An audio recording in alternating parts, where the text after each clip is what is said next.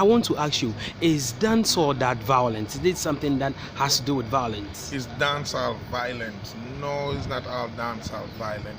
You have a big up artists like Buju Banton, Capleton that are dancehall artists as well as they sing on reggae and do not preach messages of violence. So I wouldn't say that dancehall is violent. I think there are some people that perform on dancehall that testify from where they come from. So some of that involves some of it's like hip hop, I tell people. Yeah. So we talk about sex and party and my chain, and that's ghetto inner city testimony, you know. So that comes across on dancehall. So I wouldn't say it's violent. If you want to check the violence, you have to go back to government. And why are there violence in the inner city? Because this is the testimony of an artist from the inner city. So I wouldn't say that artist, it's their story. So a lot of these people are telling their stories. So it's not a violent thing, but I would appease to all Ghanaian dancehall artists and reggae artists that do not take the worst part of the music and look to emulate that. Take the positiveness out of that and say, okay, we as Ghanaians are going to make it better.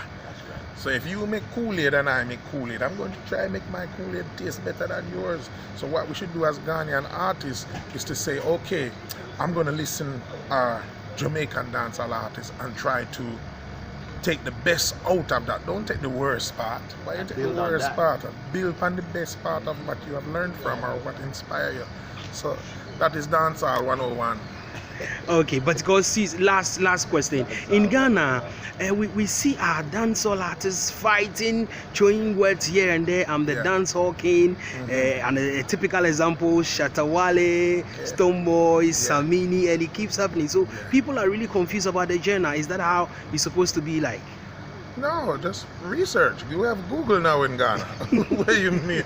It's the competitiveness is something natural. It happens in hip hop as well. It happens in rock music too. So I don't even want to focus on black music. Because when you talk about Guns N' Roses and Bon Jovi, they had a serious feud. You talk about Prince and Michael Jackson. They couldn't stand each other, but they never went to blows. You never heard Michael Jackson talk about, oh, I'm going to shoot up Los Angeles. You know, never. So I wouldn't just blame reggae and dancehall music for that or for being competitive. Hip-hop music is very competitive as well. Everyone wants to be the best. But everybody wants to be the best. So that's not what dancehall is about. So I would appease once again to all the upcoming dancehall artists. Just do your part. Just do your part. Enjoy it. Do your research. Study some of the greatest Shabba Ranks, Ninja Man, Admiral Bailey, Lieutenant Stitchie, some of the greatest dancehall artists of all time. So that needs to be done. And if a lot of the young artists do their research, they will see what the core of it. Because you never have, even dancehall artists back in the 80s, nobody was fighting or disrespecting each other. Probably behind closed doors, they would say. But that's the nature of people. That's not a dancehall problem, that's a people problem. Okay. Yeah. Thanks so much. You've been in Ghana for, I think this is the second time? No, about the fifth or sixth time. Yeah. So which of our languages can you speak? Oh, probably none fully. My uncle probably speaks more because, you know, he has closer ties with the Ghanaian people, you know. Okay, so let me talk to you, Uncle. Oh, Gramps, I knew he was going to. Listen, I'm going to take time out and big up my brethren here. Listen, this is ISO, known as the Iceman. Yeah, so I want all the people out there to know, from TV3 said this is my original producer. Saying enough respect to my brother Iceman, enough respect to TV3, because way back when Michael Asher just come to Ghana, it was TV3 that first brought me on their show.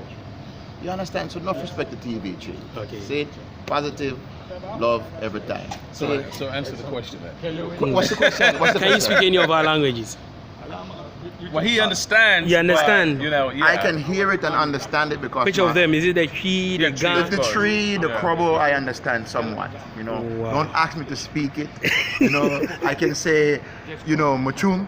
In crobble, that's thank you. Yeah. You know what I'm saying? I can say Madase. Yeah. In tree, that's thank you. Yeah. So, you know, I can speak the small words. Okay. But Thanks I so understand much. a lot of it.